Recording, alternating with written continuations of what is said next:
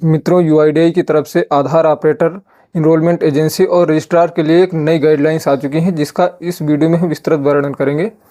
इसके बारे में फुल डिटेल में आपको बताएंगे। और वो गाइडलाइंस क्या है कि जो आधार ऑपरेटर है, इनरोलमेंट एजेंसी है और जो रजिस्ट्रार है, उनके लिए ये कहा गया है कि आप लोग जो भी डॉक्यूमेंट लगाते हैं जिनमें क्यूआर कोड होता है, जैसे बर्थ सर्टिफिकेट हो गया, आपका डोमिसाइल सर्टिफिकेट हो गया, रेसिडेंस सर्टिफिकेट हो गया और कास्ट सर्टिफिकेट हो गया, ये जो भी आप यूज करते हैं जिनमें क्यूआर कोड होता है, उनको आप सबसे पहले वेरीफाई कीजिए।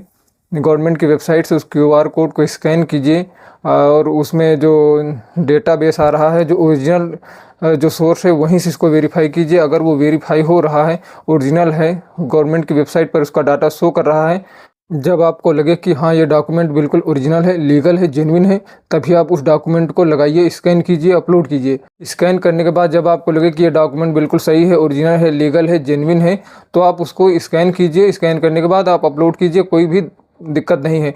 लेकिन वहीं पर अगर आप बिना वेरीफाई किए हुए जिसमें क्यूआर कोड होता है, जो डॉक्यूमेंट होते हैं, बर्थ सर्टिफिकेट, निवास प्रमाण पत्र, इनमें जो क्यूआर कोड होता है, इनको आप बगैर वेरीफाई किए अपलोड कर देते हैं, तो फिर आपके लिए समस्या खड़ी हो जाएगी।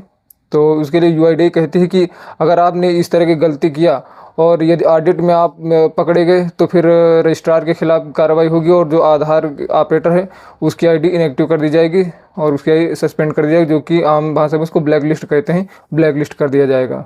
इतना सख्त कदम यूआईडीएआई ने इसलिए उठाया है क्योंकि अभी हाल ही में बहुत सारी वेबसाइटें ऐसी फर्जी पकड़ी गई हैं जिनसे तरह तरह के बर्थ सर्टिफिकेट बन रहे थे, जो कि गवर्नमेंट के डेटाबेस में नहीं था, किसी दूसरी ही वेबसाइट से इशू हो रहे थे। निवास प्रमाण पत्र बन रहे हैं। तो कुल मिलाकर फ्रॉडलेंट डॉक्यूमेंट की कैटेगरी में वो आते हैं और उनका प्रयोग करके भारी मात्रा में लोगों का आधार अपडेट किया जा रहा था। जब यूआईडीएआई ने इसको पकड़ा है तो उसने एक्शन भी लिया है। अभी हाल ही में देखिए कि जो गवर्नमेंट की वेबसाइट बर्थ सर्टिफिकेट है, उसने भी सीआरएस पोर्टल में कुछ अपना अपडेट किया है। पहले से जो क्यूआर कोड होता था, उसको स्कैन करने पर पीडीएफ डाउनलोड हो जाती थी, लेकिन अभी ऐसा उसने बिल्कुल हटा दिया है और स्कैन करने पर सिर्फ आपको उसका वेरिफिकेशन शो करेगा और ओरिजिनल वेबसाइट आपको दिखेगी। वहीं से आपको इसका वेरिफिकेशन करना है। वेरिफिकेशन के बाद आप लोग इसको यूज कीजिए, कोई दिक्कत नहीं है। लेकिन किसी भी हाल में आप लोगों को फ्रॉड डॉक्यूमेंट का यूज नहीं करना है। फ्रॉड डॉक्यूमेंट का आप यूज करेंगे तो समस्या आपके लिए होगी। ऑपरेटर की आईडी ब्लैक लिस्ट हो जाएगी और रजिस्ट्रार के ऊपर भारी जुर्माना भी लगाया जा सकता है। यहाँ तक कि रजिस्ट्रार भी सस्पेंड किया जा सकता है। रजिस्ट्रार सस्पेंड होगा तो उसके लिए भारी समस्या हो जाएगी। रजिस्ट्रार सस्पेंड होगा तो उस रजिस्ट्रार के अंतर्गत जितने भी ऑपरेटर आते हैं, जितने भी सेंटर हैं, वो सारे के सारे बंद होंगे। तो इसलिए आप लोग इस सब बातों का ध्यान रखिए कि फ्रॉड डॉक्यूमेंट बिल्कुल यूज ना करें। और क्योंकि अभी हाल ही में जो बर्थ सर्टिफिकेट यूज हो रहे थे, पोर्टल वाले तरह तरह के थे, उनको लिमिट क्रॉस में लगाया जा रहा था। तो कई बार ये भी पकड़ में आया है कि जो लिमिट क्रॉस के लिए लोग लगाते हैं, ये बिल्कुल गलत है। और ये आरओ लेवल पे जाकर वहाँ पर जब वेरीफाई होता है तो वहाँ पर ये पकड़े जाते हैं और वहाँ से रिजेक्ट कर दिया जाता है। ऑपरेटर ने मान लीजिए जानबूझकर ये गलती किया, उसने क्यूआर कोड स्कैन किया और उसको लगा कि हाँ, ये फेक डॉक्यूमेंट है, फिर भी उसने उसको लगा दिया और स्कैन करके अपलोड कर दिया। तो क्वालिटी चेक में अगर उसका रिजेक्ट होता है आधार कार्ड और उसका पैकेट जो रिजेक्ट होगा, उसके जो भी उसका डिटेल रहेगा किस लिए रिजेक्ट हुआ है, क्वालिटी चेक में वो फ्रॉडुलेंट डॉक्यूमेंट में जाएगा, तो यूआईडीएआई उस पर सख्त एक्शन लेगी। क्वालिटी चेक का मतलब है कि जो यूआईडीएआई की बैकएंड टीम होती है, जो आधार सेंटर से जो पर पैकेट अपलोड होता है, उस पर बैकएंड टीम जो होती है उसका वेरिफिकेशन करती है, डॉक्यूमेंट का वेरिफिकेशन करती है। यदि डॉक्यूमेंट के वेरिफिकेशन में वहीं पर ये पकड़ में आ गया तो फिर आधार ऑपरेटर की आईडी तो ब्लैक लिस्ट होनी ही होनी है। तो इसलिए आप लोगों को यही सुझाव दिया जाता है, यही सलाह दी जाती है कि आप लोग बिल्कुल भी फ्रॉड डॉक्यूमेंट का यूज ना करें, क्योंकि जितने भी डॉक्यूमेंट इस समय क्यूआर कोड वाले आ रहे हैं, सबका वेरिफिकेशन ऑनलाइन संभव है।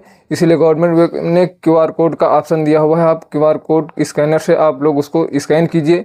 कुछ स्कैनर में वेबसाइट आ जाती है, वेबसाइट पर क्लिक करेंगे तो उसमें उसका जो डेटाबेस रहता है, आवेदन नंबर या रजिस्ट्रेशन नंबर, उसी का वेरिफिकेशन वहाँ पर होता है। नाम, डेट ऑफ बर्थ और भी जितनी डिटेल होती है वहाँ पर शो करती है।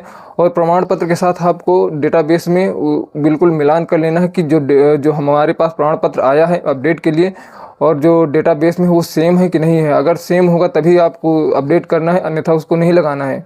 सेम होगा तो वो जेन्युइन है। और यदि वेबसाइट जिनमें वेबसाइट दिखा रही है तब तो ठीक है, अगर किसी अदर वेबसाइट पर रिडायरेक्ट कर रहा है तो फेक वेबसाइट कैसे पता लगे? क्योंकि जितनी भी गवर्नमेंट की वेबसाइट हैं उनमें जो डोमेन नेम होता है लास्ट में .gov.in होता है, और जो फेक वेबसाइटें होती हैं उनमें किसी में डोमेन नेम .xyz हो गया या .com हो गया, .in हो गया, और कुछ XYZ या कर देते हैं, कुछ भी तरह तरह के डोमेन नेम हैं। तो आपको इस बात का ध्यान रखना है कि जो .gov.in गवर्नमेंट का डोमेन नेम होता है यही वेबसाइट ओरिजिनल होती हैं, बाकी सारी फेक होती हैं। तो मित्रों, आज की वीडियो में आपने जाना कि UIDAI का क्या जो गाइडलाइन आई है उसके तहत क्या पालन करना है, क्योंकि बहुत स्ट्रिक्ट कदम UIDAI ने उठाया है, और यदि इसमें कोई पकड़ा जाता है तो फिर 100% उसकी ID ब्लैक लिस्ट होगी, क्योंकि बहुत अब फेक आधार बने थे, बहुत फेक आधार अपडेट हो रहे थे फेक डॉक्यूमेंट के आधार पर। उसी पर शिकंजा कसने के लिए UIDAI ने ऐसा बड़ा कदम उठाया, जो कि बहुत उचित है और होना भी चाहिए। आशा करता हूँ मित्रों ये वीडियो आप लोगों को पसंद आया होगा। ये पसंद आया हो तो इसको लाइक कीजिए और अपने मित्रों में आधार ऑपरेटर जो भी हैं उनके पास शेयर कीजिए, और उनको भी ये जानकारी मिल सके और इस तरह की गलतियों से वो लोग बच सकें। तो मित्रों, मिलते हैं किसी नेक्स्ट वीडियो में, तब तक के लिए धन्यवाद। जय हिंद, जय भारत।